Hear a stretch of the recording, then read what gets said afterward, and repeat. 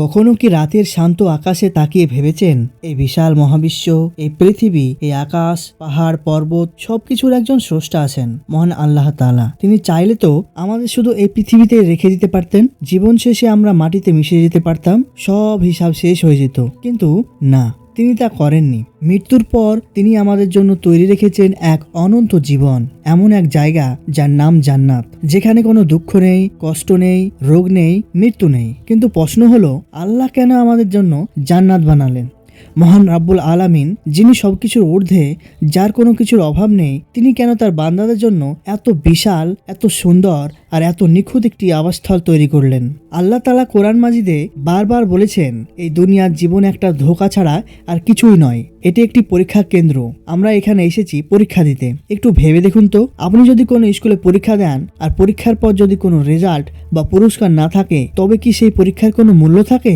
অবশ্যই না। ঠিক তেমনি দুনিয়ার এই 60 থেকে 70 বছরের জীবনে মানুষ আল্লাহকে খুশি করার জন্য কত কষ্ট করে। কেউ ফজরের সময় আরামের ঘুম ত্যাগ করে, কেউ সেই কনকনে শীতে অজু করে নামাজ পড়ে, কেউ নিজের হালাল উপার্জনের টাকা গরিবকে দান করে, কেউ আবার মিথ্যা, ধোঁকা আর হারাম থেকে নিজেকে বাঁচিয়ে রাখে। এই যে মানুষগুলো আল্লাহর ভয়ে নিজেদের প্রবৃত্তি বা ইচ্ছাকে দমন করলো, তাদের তো একটা পুরস্কার থাকা উচিত, তাই না?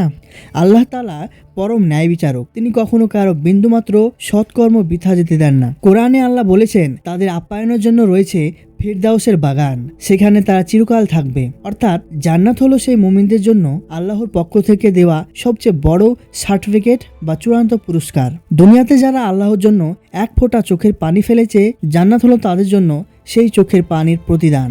জান্নাত সৃষ্টির দ্বিতীয় এবং সবচেয়ে বড় কারণ হলো আল্লাহর অসীম রহমত বা দয়া। আমরা জানি আল্লাহর একটি নাম হলো আর রহমান, যার অর্থ পরম দয়ালু, এবং আর রহিম, যার অর্থ অতিশয় মেহেরবান। হাদিস শরীফে এসেছে, আল্লাহ তাআলা তার রহমতকে 100 ভাগের ভাগ করেছেন, এর মধ্যে মাত্র 1 ভাগ রহমত তিনি দুনিয়াতে পাঠিয়ে দিয়েছেন। এই 1 ভাগ রহমতের কারণে আজ একজন মা তার সন্তানকে এত ভালোবাসে, একটি পশু তার শাবককে আদর করে, মানুষ একে অপরের প্রতি মায়া দেখায়। তাহলে একবার চিন্তা করুন তো, দুনিয়ার সমস্ত ভালোবাসা, মায়া, মমতা যদি মাত্র 1 ভাগ রহমতের ফল হয়, তবে বাকি 99 ভাগ রহমত আল্লাহ কোথায় রেখেছেন? হ্যাঁ, সেই 99 ভাগ রহমত আল্লাহ তাআলা মুমিনদের জন্য পরকালে জমা রেখেছেন, যা দিয়ে তিনি জান্নাতকে সাজিয়েছেন। জান্নাত হলো আল্লাহর সেই 99 ভাগ ভালোবাসার এক বাস্তব রূপ। আল্লাহ চান তার বান্দারা যেন তার এই অনন্ত দয়া উপভোগ করতে পারে। তিনি চান না তার কোনো বান্দা আগুনে জ্বলুক, বরং তিনি চান সবাই তার ক্ষমতার চাদরে আবৃত হয়ে জান্নাতে মেহমান হোক। আমরা অনেক সময় দুনিয়াতে দেখি একজন সৎ ও নেককার মানুষ সারা জীবন অনেক কষ্ট করে, অভাব অনটনে তার জীবন কাটতে থাকে। অন্যদিকে একজন জালেম বা খারাপ মানুষ খুব সুখে শান্তিতে জীবন কাটাতে থাকে।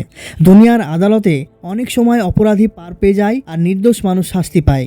যদি মৃত্যুর পর সব শেষ হয়ে যেত, তাহলে কি ওই জুলুম বা অত্যাচারিত মানুষটির সাথে অবিচার করা হতো না? আল্লাহ পরম ন্যায় বিচারক, তিনি কখনো জুলুম করেন না। দুনিয়া হলো কর্মের জায়গা আর পরকাল হলো ফলের জায়গা।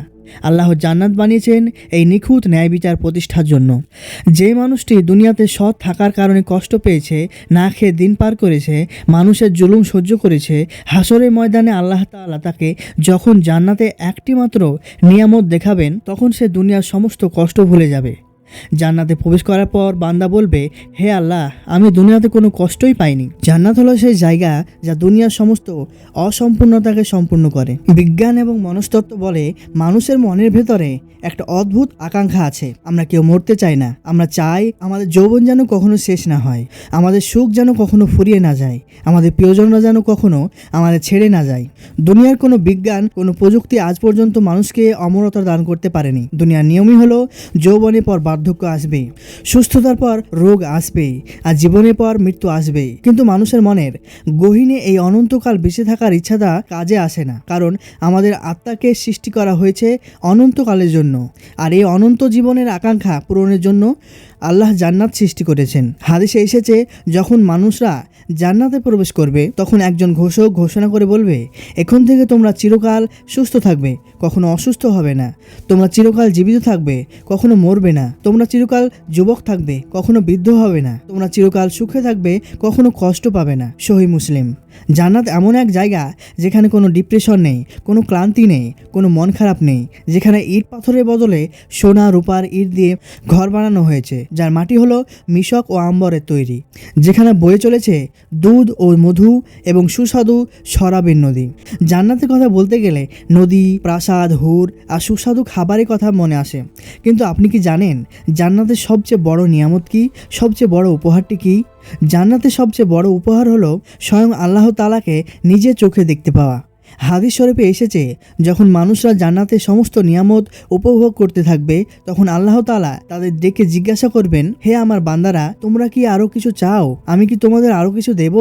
জান্নাতীরা অবাক হয়ে বলবে, হে আমাদের রব, আপনি তো আমাদের চেহারা উজ্জ্বল করেছেন, জাহান্নাম থেকে বাঁচিয়েছেন, এই চাইতে আর কি চাইতে পারি? তখন আল্লাহ তাআলা তার নূরের পর্দা সরিয়ে তাদের দেখা দিবেন এবং জান্নাতীরা সরাসরি তাদের রবকে দেখতে পাবেন। সুবহানাল্লাহ। রাতের আকাশে পূর্ণিমার চাঁদকে যেমন আমরা স্পষ্ট দেখি, জান্নাতীরা ঠিক তেমনইভাবে আল্লাহকে দেখতে পাবেন। আল্লাহর কসম, যখন জান্নাতীরা আল্লাহর দিদার বা দর্শন লাভ করবে, তখন জান্নাতের আর সমস্ত নিয়ামত তাদের কাছে তুচ্ছ মনে হবে। আল্লাহর সৌন্দর্যের দিকে তাকিয়ে তারা যুগের পর যুগ পার করে দেবে, পলক ফেলতে ভুলে যাবে। মূলত আল্লাহ জান্নাত বানিয়েছেন তার প্রিয় বান্দাদের সাথে মিলিত হওয়ার জন্য। দুনিয়াতে যে বান্দারা আল্লাহকে ভালোবেসেছেন না দেখে, জান্নাতে আল্লাহ তাকে নিজের দর্শন দিয়ে সেই ভালোবাসার পূর্ণতা দান করবেন। প্রিয় দর্শক, জান্নাত কোনো রূপকথার গল্প নয়, জান্নাত হলো আমাদের আসল বাড়ি। দুনিয়ার এই সামান্য কয়েকদিনের মোহে পড়ে আমরা যেন আমাদের আসল বাড়ির কথা ভুলে না যাই। 5 ওয়াক্ত নামাজ কায়েম করি এবং এমন কাজ করি যা আল্লাহ পছন্দ করেন। হে আল্লাহ, আপনি আমাদের সবাইকে, আমাদের পিতামাতা, পরিবার ও সকল মুমিনদেরকে জান্নাতুল ফেরদাউসে জায়গা করে দিন। আমিন।